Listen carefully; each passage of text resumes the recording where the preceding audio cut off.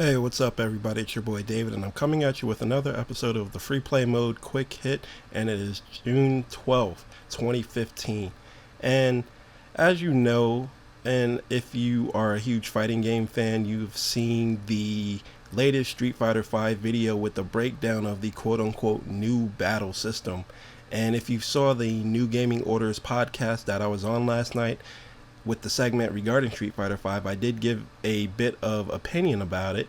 I didn't go too in depth, but I did give an opinion about it. It was rather poignant, but I'm going to go full in depth on my quick hit here. So, the new battle system that Capcom is trying to introduce into the Street Fighter V game is not new at all. It is actually nowhere near new or original. If you've played any kind of Street Fighter related fighting game before the year 2009, which is when Street Fighter 4 was released, you would realize that these elements are taken from other Street Fighter and Street Fighter related games. I'm gonna tick them off one by one and go down the list and tell you where they came from.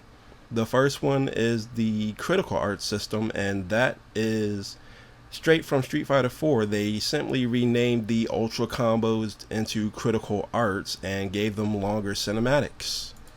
And then after the Critical Arts system, you then have the V Reversal system, and that's nothing more than the alpha counters from Street Fighter Alpha, and more recently combo breakers from the most recent Killer Instinct game that was made in 2013, and Mortal Kombat X. The next one is the V Trigger mode, which is essentially EX mode from any King of Fighters game past 2000 and not 2000 since 1995. So all that does is allow you to get a damage buff as well as do infinite EX or super moves, and it's really nothing terribly original. Then you have the V skill system, which is Gem Bust from Tekken X Street Fighter. Like, come on, Capcom, give us something new. Stop trying to pull the wool over our eyes like we're stupid.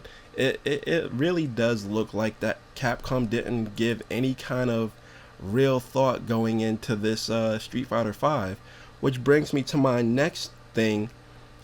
Are they releasing Street Fighter V too soon? And let me break it down for you. Prior to the release of Street Fighter 4 in 2009 was Street Fighter, the last incarnation of Street Fighter 3, which was Street Fighter 3 Third Strike, was released in 1999 in arcades. So that's a 10-year gap between the release of main series Street Fighter games. And in that 10 years, that allowed them to come up with a better battle system, refine the 3D movement within a 2.5D fighting game and a Street Fighter game, because we did have 3D characters in a 2.5D fighting game dynamic in the Street Fighter Plus Alpha series, well, Street Fighter EX Plus Alpha series, and that 10 years gave them a lot of data to work with. So they learned what worked, what didn't work, and they put it into the new Street Fighter 4 game, as well as new combo dynamics and new systems such as the focus attack and focus canceling and dash canceling. All that stuff is new to Street Fighter 4. Now, there isn't that big of a time gap between the final incarnation of Street Fighter 4, which is Ultra Street Fighter 4, and that came out in 2014, and the proposed release date of Street Fighter 5, which is 2016. That's going to be like an 18-month gap between the final release of the final incarnation of Street Fighter 4 and the first incarnation of Street Fighter 5. And I don't think that's enough time to really get any new ideas out there and implement a truly new battle system. You got people out there saying, oh, we need to stick what was familiar. Well, if you stick what with let me redo that. If you stick with what is familiar, you don't get anything that is truly new. You just get a shiny new coat on something that's old. And that's not the way I want to see Street Fighter go, because this is what is not making me interested in Street Fighter 5. It is nothing that is uniquely new. Like, we've seen it all before. Like, at least with Street Fighter 4's release, it was something new and fresh. Like, plus, given the time between the last incarnation of Street Fighter 3 and the first incarnation of Street Fighter 4, people were longing for a new Street Fighter game. Like, you're not really giving the final version of Street Fighter 4, which is Ultra Street Fighter 4, a chance to marinate. You're not letting it get a chance to become the standard bearer of Street Fighter games. You're not letting people get enough time to master it. You're not letting it get enough time to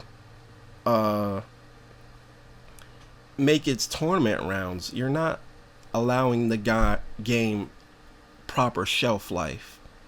And that's the biggest problem, well, one of the biggest problems I have with this too soon to be Street Fighter 5 that's coming out. Like, when Street Fighter 5 comes out on PlayStation 4, you're gonna have it competing with Street Fighter 4 on PlayStation 4.